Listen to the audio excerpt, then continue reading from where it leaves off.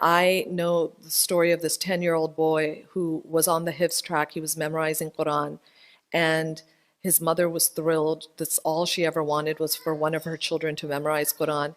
And her son was started memorizing surah after surah after surah, and he was totally like, yes, I want to be a Hafiz. The Hifz school, that the program that he was a part of, all of the Hifz students were given iPods to help them memorize Quran. So he used the iPod all the time while walking outside, while in the car, while in his bedroom, or around the house, memorizing his surahs, and the mom was thrilled. All of a sudden, this son just lost, it seemed like it was all of a sudden, but it was gradual. The son lost interest in memorizing Quran. And he just told his mom, I can't do it anymore. I don't want to memorize Quran. And the mom was heartbroken. She was like, what happened? She felt like maybe he got nazared or ained, the evil eye. And so, but she told him, okay, just keep working at it. But he was like, no, I'm not interested in memorizing Quran. One day she walked into his bedroom and she saw that he was on his iPod and his back was to her. And she saw that on his iPod he was watching pornography. So when she and her husband investigated, they found out that this boy had been watching pornography every single day for 2 years. Every single day, from the ages of 10 to 12, this boy had been watching pornography. He is hopelessly addicted. It is one of the most tragic stories because I've been involved with the family, trying to help and just be there. And this boy is much older now, and he's still addicted. The parents were really smart. They immediately got him into therapy. They got him into and there's actually therapy, a program now for Muslims called Purify Your Gaze. So if there's anyone struggling with it, Purify Your Gaze is a program. And when she first approached them when he was 12 years old, they said, no, we only work with adults.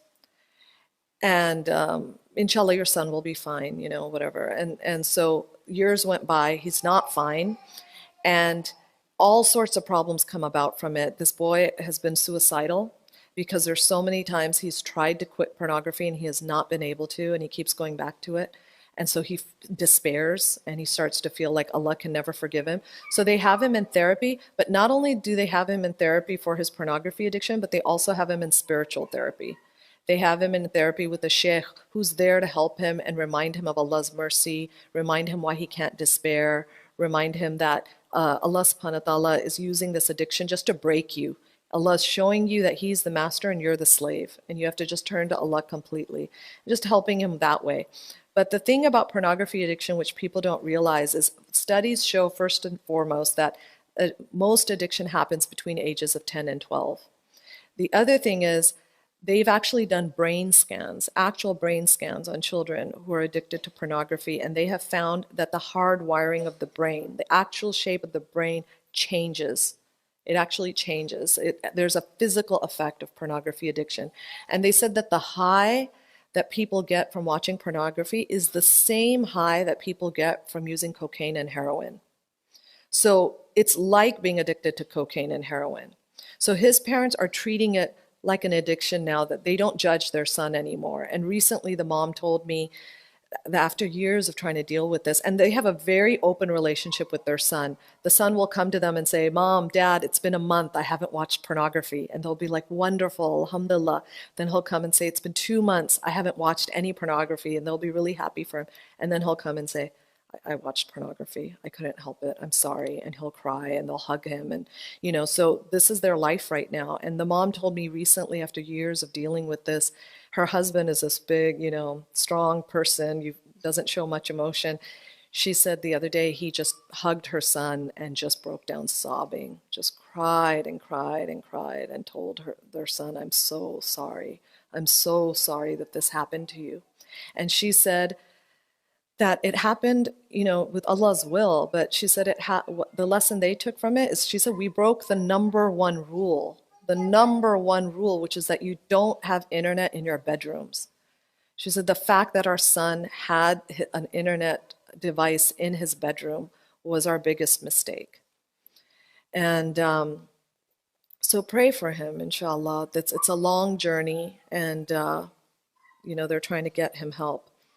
They've gotten him help, but And it's incredible. She paid $1,000 for somebody to come into the home and wire all the computers and put all the Wi-Fi code in her house changes every day. He actually tells the parents, "Don't go to sleep before me." He's a grown like kid now, and he will tell his parents, "Don't go to bed before me because if you do, I'll watch pornography." Like that's how bad it is. The three things about pornography, it's the AAA engine. It's affordability.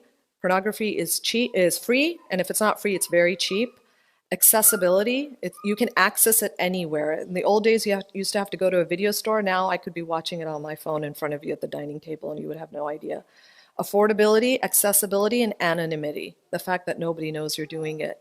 So what we as parents need to do is we can't do anything about the affordability, so we need to take away the accessibility and the anonymity.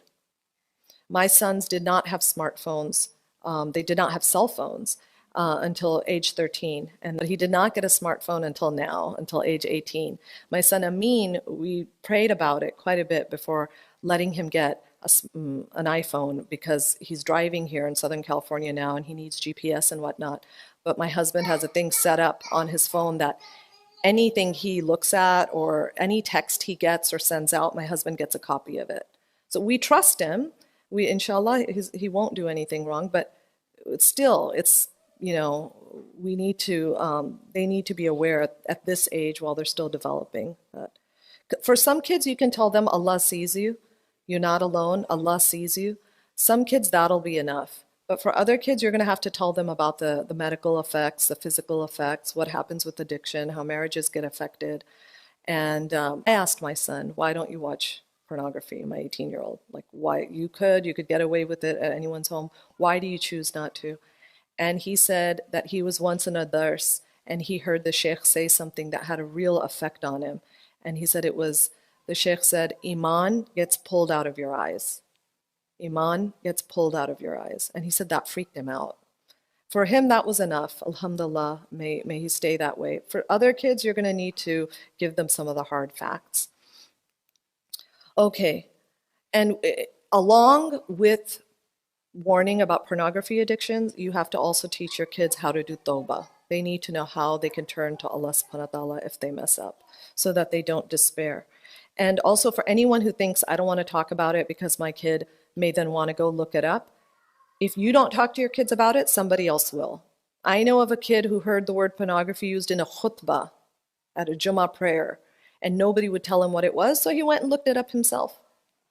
I know a kid who went to a non-Muslim summer camp, and a boy came up to him and said, do you know what porn is? And he went, parm? He didn't even say the word correctly. He went, parm, and he typed up P-A-R-M, and he found pornography, even with the wrong spelling.